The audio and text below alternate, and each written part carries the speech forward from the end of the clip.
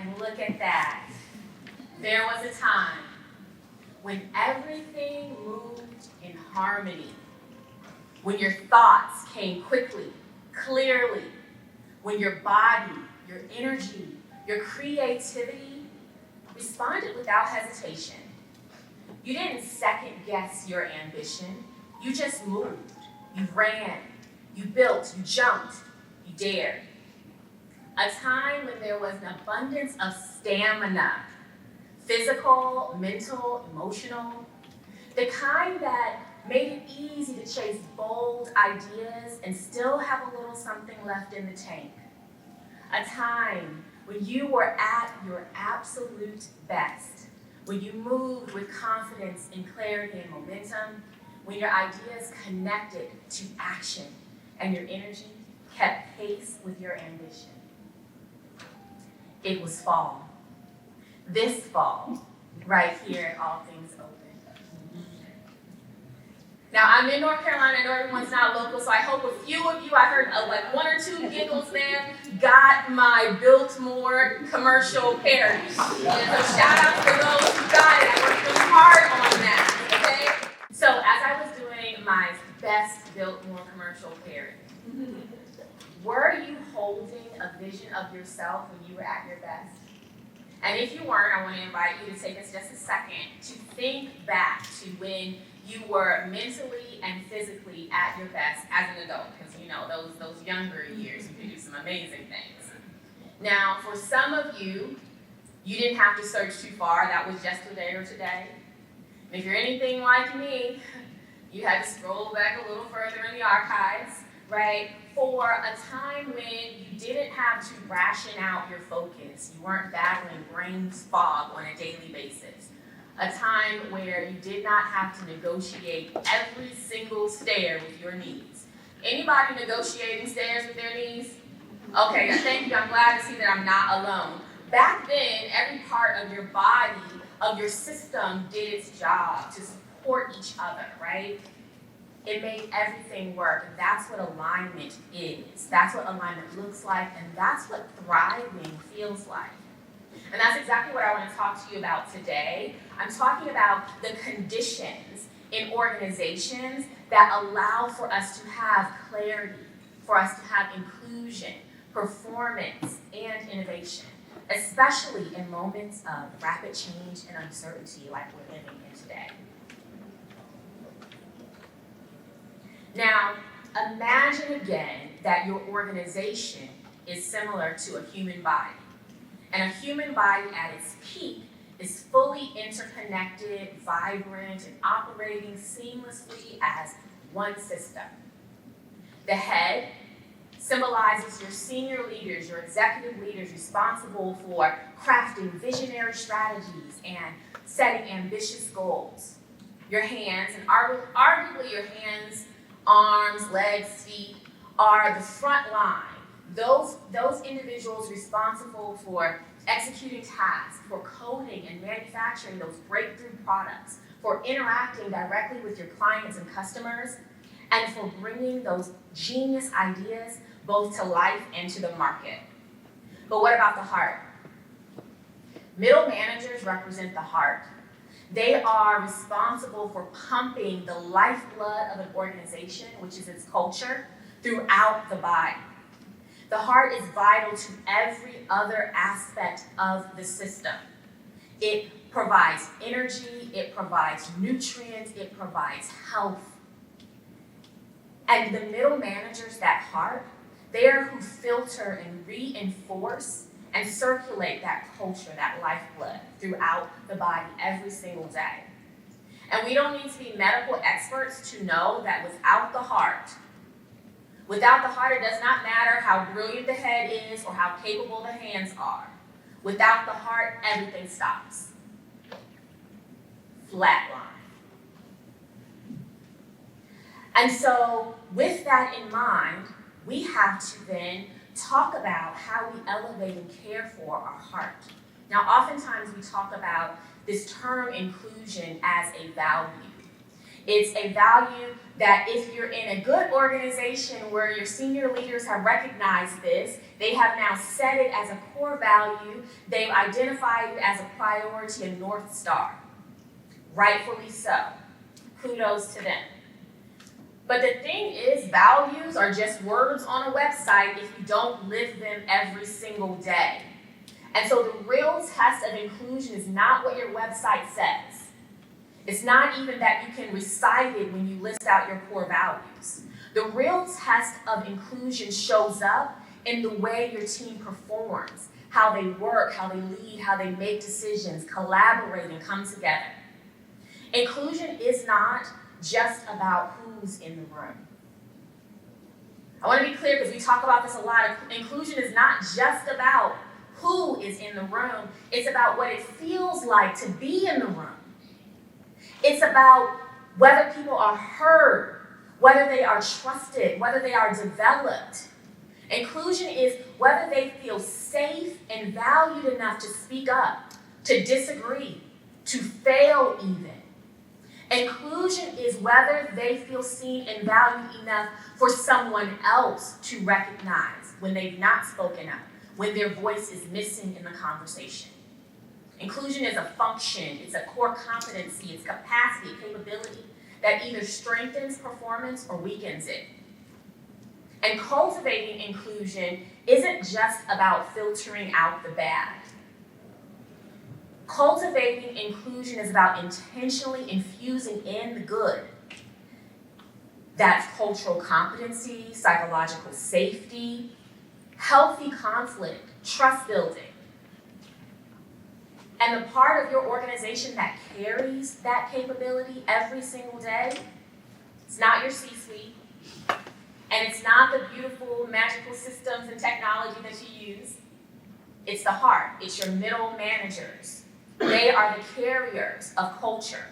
And when we undervalue, don't equip, don't develop, and don't empower that middle, we don't just stall progress.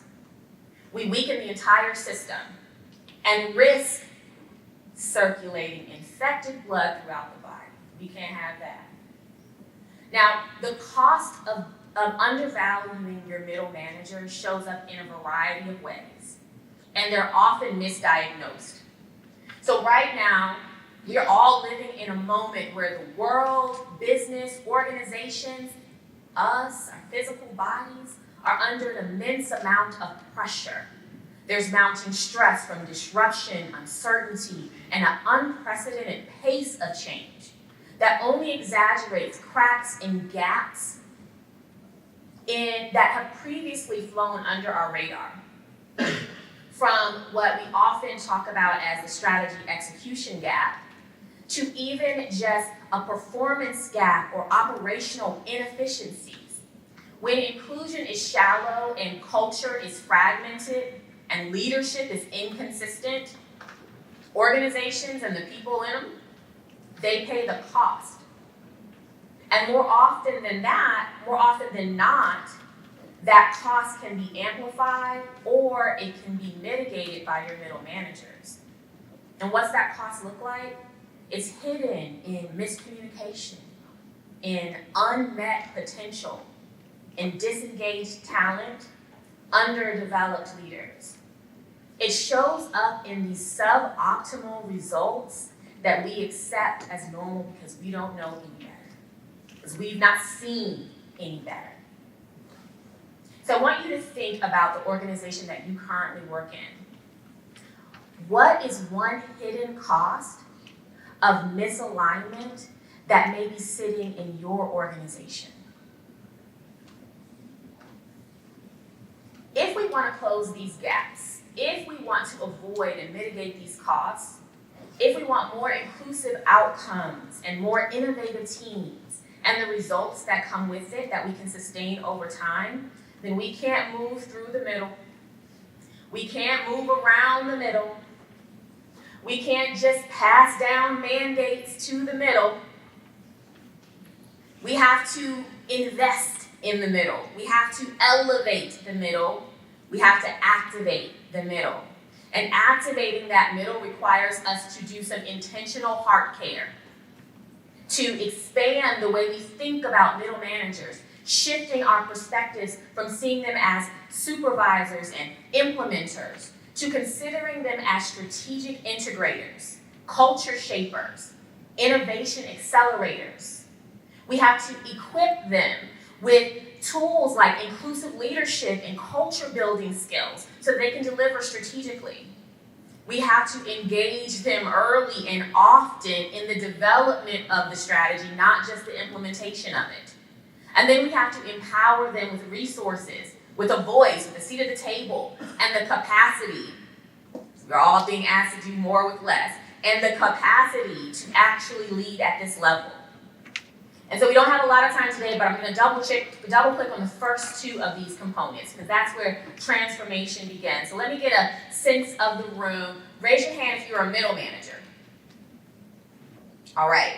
Where are my senior leaders? All right, cool. Listen to the rest of what I'm going to say from your perspective, from your seat at the table, okay? Being a middle manager is tough on a good day. So the senior leaders know that because they've been there, and everyone else is in it. We're living that experience. But today, these days, under the pressure of our current environments, middle managers are under even more stress, even more scrutiny. We're being swallowed. Middle managers are being swallowed by change, by disruption, and by uncertainty. The pace of change is relentless. You're living it. The expectations are ever rising, and clarity, what's that? Clarity is often changing or missing altogether. And yet we expect these leaders to perform, to drive performance, to model culture, to absorb those changes, to manage emotions, to meet the metric, meet the KPIs, all while holding themselves together, even if just barely. And then you bring into the mix artificial intelligence and how it's being positioned as not just a solution to help with overwhelm, but as a replacement for the middle layer of your organization. The audacity. And this is because middle managers have been given a bad rep, right? They're viewed as unnecessary, as bureaucratic, replaceable, and that perception only exists because we've undervalued them. We've handed them dashboards but not decision rights. We've tasked them with trust building, but only trained them in compliance. We've demanded inclusive leadership, but given them little support to grow those muscles. And yes, AI is already changing the way we lead as it should. AI can streamline reporting, prompt feedback, even offer coaching scripts. But friends, AI can't build trust. AI can't coach through tension. AI cannot read the room and the moment and make a human decision with lasting impact. Only people can do that. And so what AI can do is give your leaders more capacity if they're positioned to use it well. But in moments of complexity, of tension, what people need is not more efficiency and not more technology. We need more humanity right now. And that's the role that operational leaders can provide, only when they're equipped to lead with inclusion, when they're prepared to model trust, coach across differences, and create psychological safety. Then they can shift from managing output to shaping experience, from enforcing process to unlocking potential, from being an overlooked layer of the organization to being a strategic lever. And now, if we want to expand the role of middle managers, we also have to do a better job of equipping those leaders to step into that role effectively. Far too often, managers are promoted but not prepared. Let me say that again because we keep forgetting. Far too often, managers are promoted but not prepared. Management, people leadership becomes this reward for being good at your last job, without regard to whether you are ready for this new job. that is distinctly different. And especially in an industry like tech, where early leadership often means this dual responsibility of both delivery and people, the learning curve is really, really steep. And so what happens is we end up with technically brilliant managers who simply are not quite prepared to navigate the complexity, the emotion, and ambiguity that comes with leading people. Because managing people, managing humans, it can't be a side hustle. It's not a thing you do in addition to, right? It requires more than just a title and authority to do it effectively. It requires a special skill set. And if we want inclusion to drive performance, then we have to make the skills that drive inclusion core to how we develop our leaders. That means development and coaching. And when I say development, I don't mean a one-off workshop, friends. I don't mean just read a book and click through a couple of on-demand courses. Coaching and development around themes like emotional intelligence, communication, feedback, cultural competency, psychological safety, and even systems thinking specifically for leaders looking to make strategic impact. And also, to be clear, this is not just for managers, but also your senior technical leaders, your product, program, and project managers. They need this too, because when collaboration is required and performance is team-based, human-centered skills aren't soft, they're strategic. So part of the work that we do at Culture Refinery really is helping organizations build those future-ready leaders.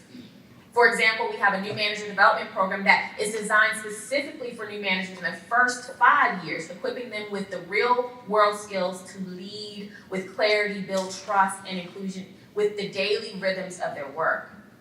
And one thing that I often stress is that culture and talent are an organization's biggest competitive advantage. And investing in those things, investing in your talent, is just as critical as the latest R&D and innovation initiatives. And because everyone's not a senior leader in the room, and even some senior leaders here need to hear this too, your development is also your responsibility. First and foremost, before it's your company's responsibility. And so it is your responsibility to put as much effort in developing your soft skills, as you put into developing your technical skills. So even if your company doesn't sponsor it, it's critically important that you invest to build that muscle. Because those are the skills that, one, you're going to pull on longer and that are going to carry you further and that's what sets great leaders apart. Okay, so let's go back. Let's go back to the missing link in inclusion and performance by revisiting the body. So as we said, the head sets the direction. The hands get things done, but the heart is what keeps it all alive. And middle managers are that heart. They pump the culture through the system. They are who translate inclusion from being a value into being an actual behavior. They carry the load emotionally, operationally, and strategically. And too often, we overlook them and the pressure that they're under, especially in today's environment. Right now, the pace of change is faster than ever. The weight of responsibility is heavier than ever. And the line between work and life is thinner than ever. And while AI can support performance, it can't foster belonging. It can't de-escalate conflict, and it can't coach through complexity. AI can't sense what's not being said. And so the missing link is the opportunity, now more than ever, to activate our middle, to expand how we see middle managers, to equip them with the power skills that unlock momentum, to engage them in real change, and to empower them with trust, tools, and the capacity to lead boldly. Because when you equip your middle to lead with humanity, they don't just hit numbers. They elevate the work, they amplify the impact, and they unlock the potential of everyone around them. Middle managers are the heart. And when your heart is strong, the whole system thrives. So I'm about to be done, I promise. Before we end, I want to leave you with one thought to ponder. Where's your organization's biggest opportunity to activate its heart?